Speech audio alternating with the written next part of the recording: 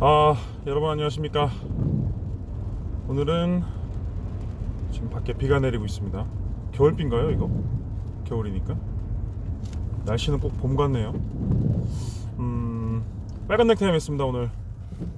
빨간 넥타이가 무슨 뜻인지 아시죠? 영업사원들한테 빨간 넥타이 계약하러 가는 날입니다. 오늘 목적지는 경기도 화성으로 지금 가고 있어요. 이동 중이고 그냥 가기 뭐해서 제가 한번 이런 걸 브이로그라고 하나요? 브이로그 앤드 보험 실무자의 어떤 토막 정보 이 정도의 개념으로 잠깐 말씀을 좀 드리도록 하겠습니다. 오늘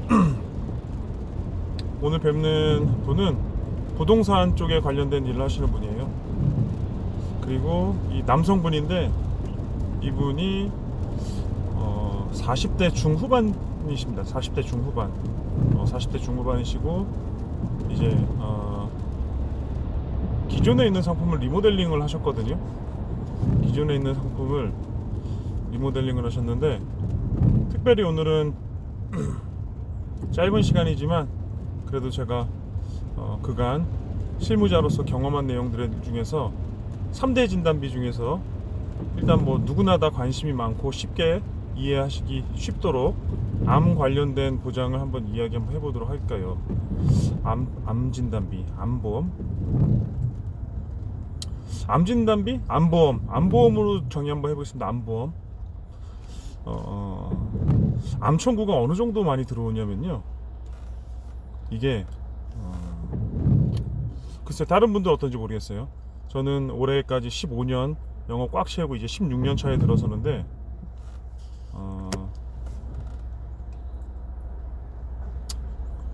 중대 진단비가 10건이다 라고 하면 암 진단비가 8번 정도 나가는 것 같습니다. 그 정도? 제 느낌에는. 그리고 한 번이 뇌질환, 또 한 번이 심장질환. 심장질환이 급성 심근경색이죠. 협심증도 포함되고 은근히 많이 들어와요. 그거는 차치하고 차후에 또 시간을 내서 제가 조금 더 실무적인 얘기를 말씀드리도록 하겠고, 암 진단비가 그만큼 암보험 청구가 그만큼 많이 들어오는데, 자 보통 그 보험 영업을 하시는 분들이 암보험 세팅해 드릴 때 다양한 특약들 많이 넣어주잖아요. 그런데 저도 그랬거든요. 암 진단비 고해감 진단비, 암 입원 1당, 암 수술비 특약, 방사선 약물 치료비 이 정도 다 넣어드려서 암 진단 받으셨을 때 조금 더 보장 받으시는 게 아무래도 더 좋잖아요. 저도 다 넣어드렸는데 제가 어느 순간부터 이제 우선순위라는 걸 정해놓고 암보험 추천을 좀 드리더라는 거죠. 그 우선순위가 이제 암 진단비예요. 진단비. 그렇다고 해서 제가 암 입원 1당이나 암 수술비나 방사선 약물 치료비가 별로라고 말씀드리는 건 아니에요. 되게 중요한데 정말 중요한 거는 암 진단비더라.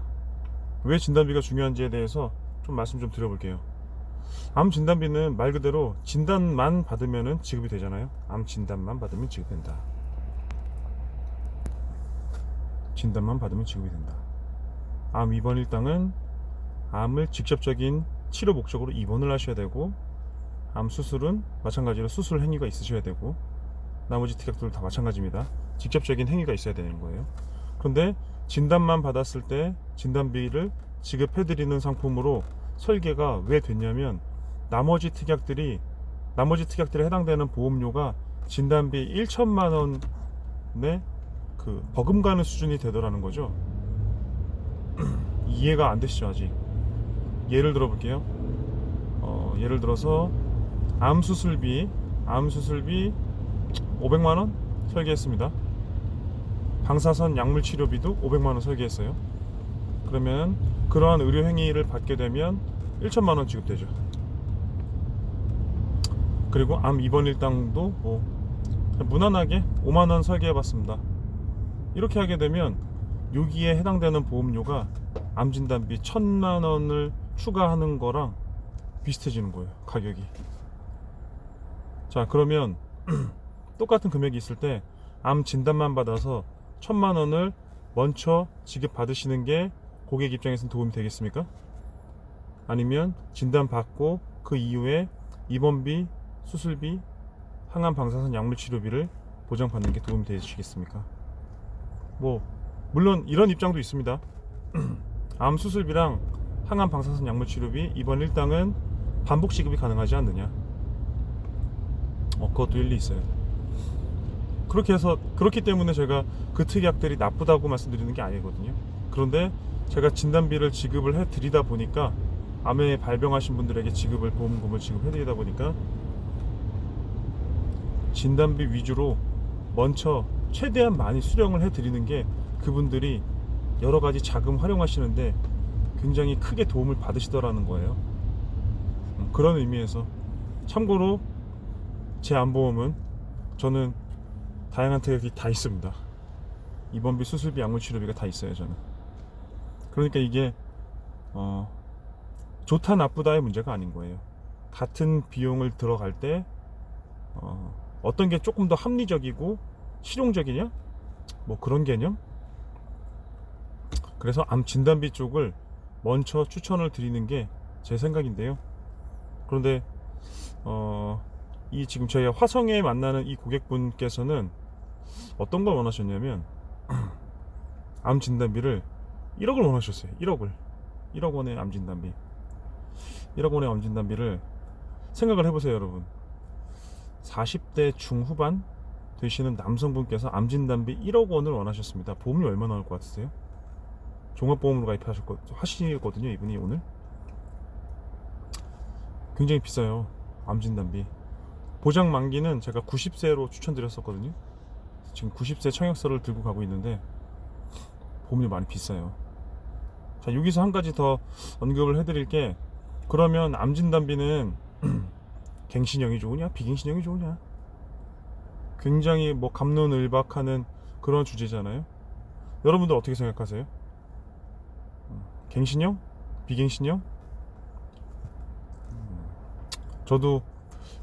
저는 이렇게 좀 얘기를 한번 해볼까요? 갱신형, 비갱신형은 적절히 활용하는 게 좋다? 뭐 이런 취지입니다. 보자. 그러면 비갱신형으로는 일단 보장의 베이스 캠프는 비갱신형이 돼야 되는 거에 저는 공감합니다. 왜냐면 진단비 안전장치라는 게 필요하거든요. 우리가 평생 살아가면서 암 진단비는 청구가 너무 많이 들어올 정도로, 그리고 통계청의 자료도 나와 있기는 한데 저는 뭐 그런 거는 전부 다 차치하고 제 실무적인 경험으로 봤을 때에도 암 진단비 청구가 굉장히 많아요. 정말로 많아요. 그러다 보니까 암보험은 우리 일생에 살아가면서 평생토록 누구나 다 보장은 가족력과 상관없이 보장은 좀 받으셔야 되는 특약이라고 저는 생각을 좀 하는데, 그러기 위해서는 안전장치는 걸어 두셔야 된다는 거예요. 비갱신형으로 20년간 불입을 하고 90세까지 80세까지 또는 100세까지 진단비를 변하지 않게, 보험료도 변하지 않게 그렇게 안전하게 베이스 캠프로 기본 세팅은 해 두시고, 그런데 지금처럼 암 진단비 1억을 원하세요, 고객이. 이런 케이스 암 진단비 1억 원을 비갱신형으로 하게 되면 보험료 굉장히 비싸지거든요. 저는 이분께 어떻게 추천을 드렸냐면 비갱신형 5천만 원을 설정을 해드렸고, 그리고 나머지 5천만 원을 20년 갱신형으로 추천을 좀 드렸는데, 고객분께서 제 말씀하시는 거를 듣고 수용을 하셨고, 그래서 모사에는 비갱신형 5천만 원, 그리고 또 다른 모사에는 갱신형으로 5천만 원 합산해서 1억 원의 제안서를 지금 가지고 가고 있습니다.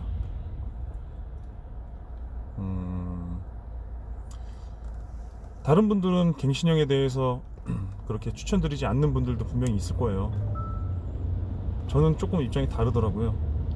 그 입장 다른 이유가, 암보험 청구를 제가 많이 한다고 말씀드렸잖아요. 청구를 굉장히 좀 자주 하는 편인데, 뭐 간단하게 제가 실무적인 예를 한번 들어볼게요. 제가 모시는 클라이언트 분이 계십니다. 그분께서 암에 실제로 발병을 하셨어요. 그래서 저에게는 의료 실비를 가입하셨고, 그 의료 실비에다가 종합형으로 암 진단비를 추가하셨거든요. 그래서 실비로 병원비를 지원해드리고, 그리고 암 진단비를 비갱신형으로 3천만 원을 지원해드리고, 그리고 제가 모시는 클라이언트이기 때문에 타사에 있는 보험금 청구도 제가 서비스 차원에서 조금 도와드렸어요.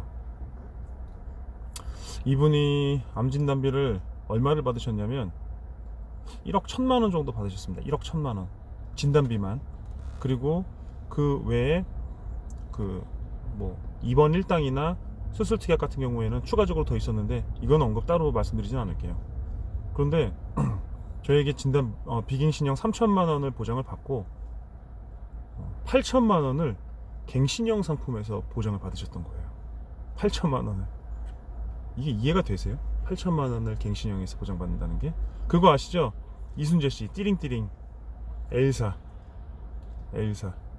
그 엘사 겨울왕국의 엘사, 그 엘사가 아니라 그 있잖아요, 묻지도 따지지도 않는 그 보험, 그 회사.